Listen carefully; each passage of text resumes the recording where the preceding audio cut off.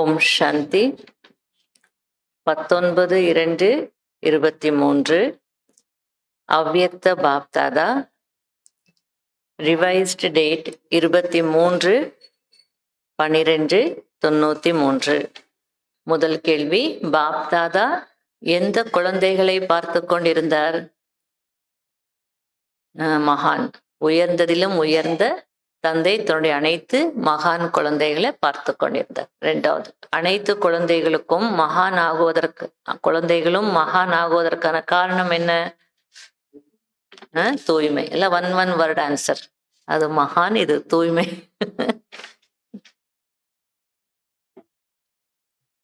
One word answer இல்ல, கொஞ்சம் முன்ன பின்னே என்ன பண்ணணும், சேர்த்துக்கணும். அனைவரையும் விட மகான் ஆகுவதற்கான முக்கிய ஆதாரமான தூய்மையை தாரணை செய்திருக்கிறீர்கள். தூய்மையின் விரதத்தை அனைவரும் உறுதிமொழியின் ரூபத்தில் தாரணை செய்திருக்கிறீர்கள். அதனால்தான் மகான் இருக்கு. கொஞ்சம் முன்ன பின்ன ஏன் அப்படின்னு கேள்வி இதுல ஏன் கேட்டுக்கலாம். இதுல வரிசையில நிக்க மாட்டீங்க, வரிசையில இருந்து நீங்க விடுபடுவீங்க. மூன்றாவது, உள்ளுணர்வுகளை மாற்றக்கூடிய 2 விரதங்கள் எவை? ஒரே கொஸ்டின். உணர்வுகளை மாற்றக்கூடிய 2 விரதங்கள் யாவை? இல்ல,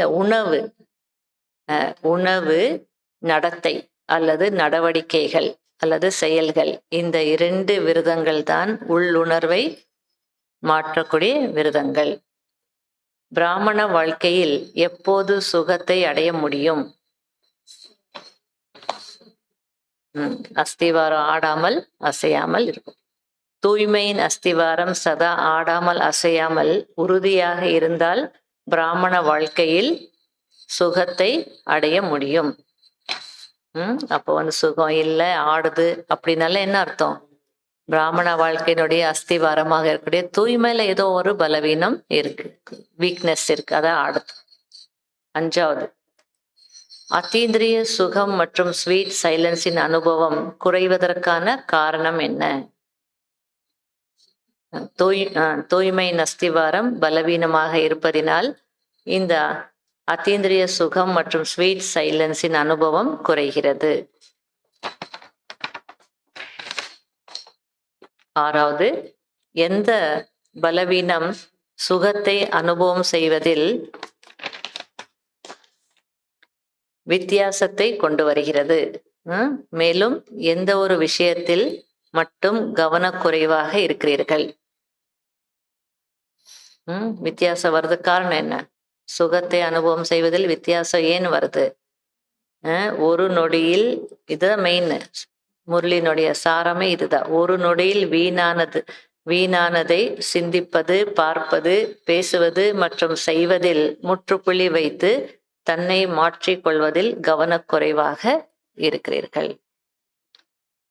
ஏழாவது, தூய்மையின் அர்த்தம் என்ன?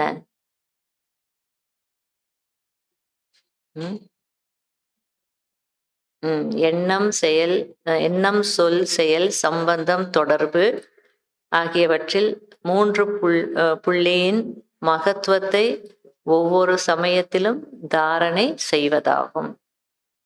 எட்டாவது, எதில் ஃபர்ஸ்ட் வர வேண்டும்? மேலும் 3 விதமான ஆசீர்வாதங்கள் எவை? அவை யாருக்கு கிடைக்கிறது? முற்றுப்புள்ளி வைக்கிறதுல நம்பர் 1ல வரணும் இல்லையா?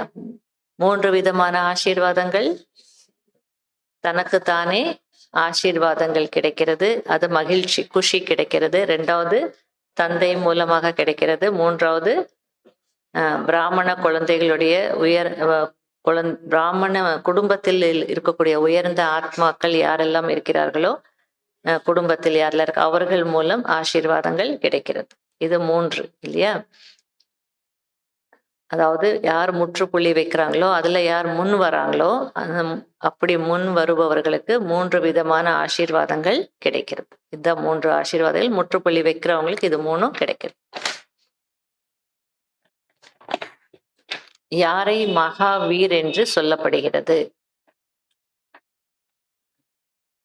யார் தன்னுடைய பறக்கும் கலையின் மூலம் அனைத்து சூழ்நிலைகளையும் கடந்து செல்கிறார்களோ அவர்களை தான் மகாவீர் என்று சொல்லப்படுகிறது.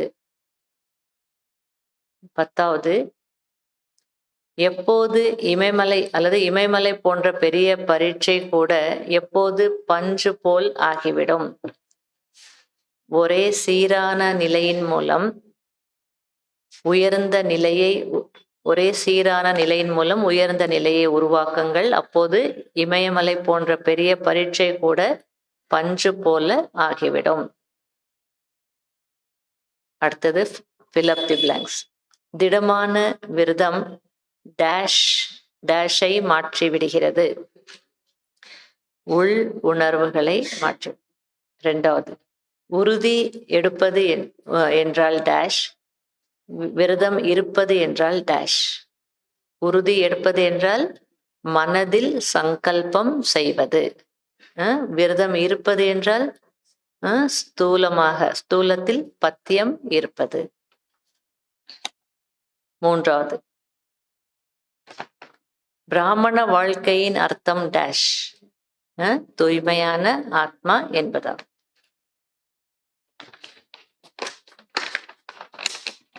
தூய்மையின் விரதத்தை கடைபிடிக்கக்கூடிய ஆத்மாக்களுக்கு பாப்தாதா உள்ளத்திலிருந்து டேஷ் கொடுக்கிறார்.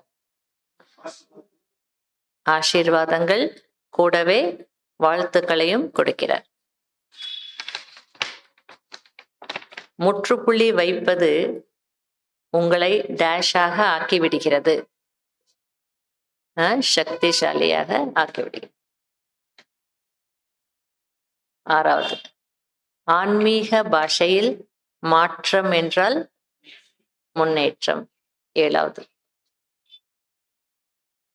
கவனக்குறைவை மாற்றி டேஷ் உடையவராக ஆகிவிடுங்கள்.